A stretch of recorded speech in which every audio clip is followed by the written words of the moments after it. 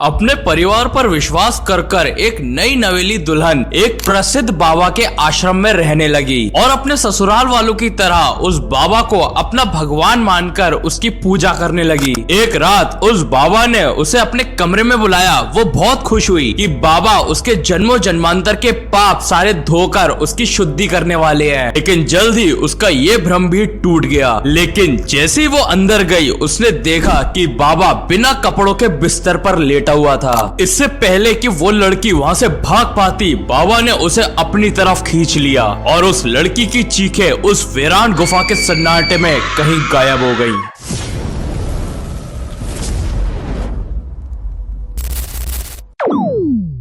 राधे राधे सभी को। आशा करता हूँ कि आज का थंबनेल देखकर आप लोगों ने भली भांति समझ लिया होगा कि आज की वीडियो किस टॉपिक पर होने वाली है। तो मेरा नाम अजय परवार है और मैं आप सबका स्वागत करता हूँ अपने चैनल द इलेक्ट्रो विंस में। फिलहाल अगर आप लोगों ने इस चैनल को सब्सक्राइब नहीं किया है तो इस चैनल को सब्सक्राइब करके, और अगर वीडियो पसंद आती है तो वीडियो को लाइक जरूर करना।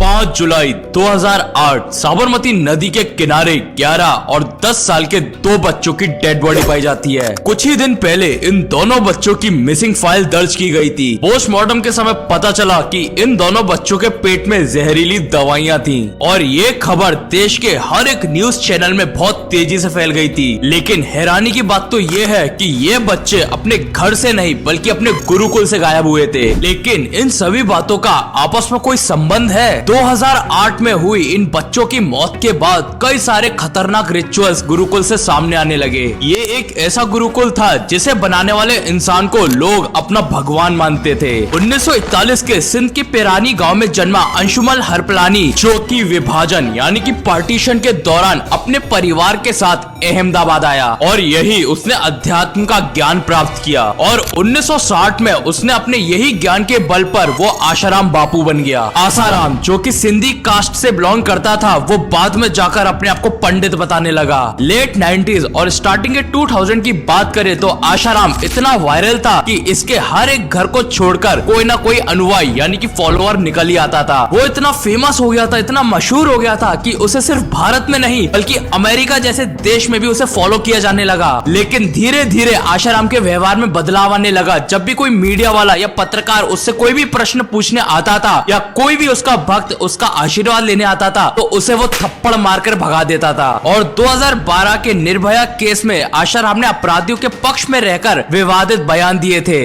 भगवान का नाम लेती और एक का हाथ पकड़ती, तेरे को तुम्हें भाई मानती, गलती एक तरफ से नहीं।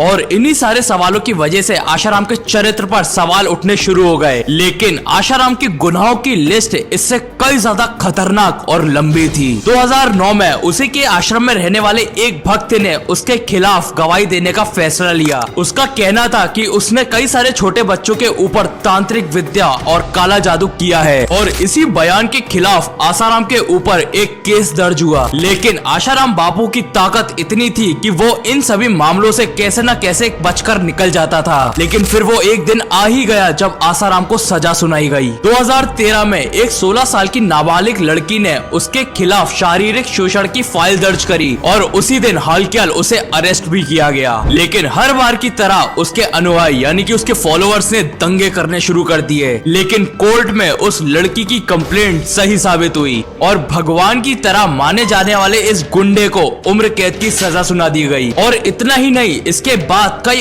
और सारी महिलाएं सामने आई जिन्होंने ये दावा किया था कि आसाराम और उनके बेटे नारायण साई ने उनके साथ शारीरिक संबंध कर अत्याचार किया था। लेकिन इतना सब होने के बावजूद भी आज 11 साल बाद भी उसके फॉलोअर्स, उसके अनुयायी जेल और कोर्ट के बाहर हंगामा करते रहते हैं। कहते हैं जब इंसान मुसीबत के भंवर में फंस जाता है तो उसकी आस्था को अंधविश्वास बनने में समय नहीं लगता और इसी चक्कर में हम अच्छाई और बुराई में फर्क करना भूल जाते हैं। ऐसे में हम कई बार गलत लोगों के चंगुल में फंस सकते हैं। आज भी ऐसे कई सारे लोग हैं जो अपने फायदे, अपने धंधे के लिए लोगों का शोषण कर रहे हैं। क्या ये सब कभी रुक पाएगा? कभी इस पर पॉज लगेगा? आपको क्या लगता है? कमेंट सेक्शन में अपनी राय जरूर लिखना। वीडियो पसंद आई तो वीडियो को लाइक करके चैनल को सब्सक्राइब जरूर करना। राधे राधे।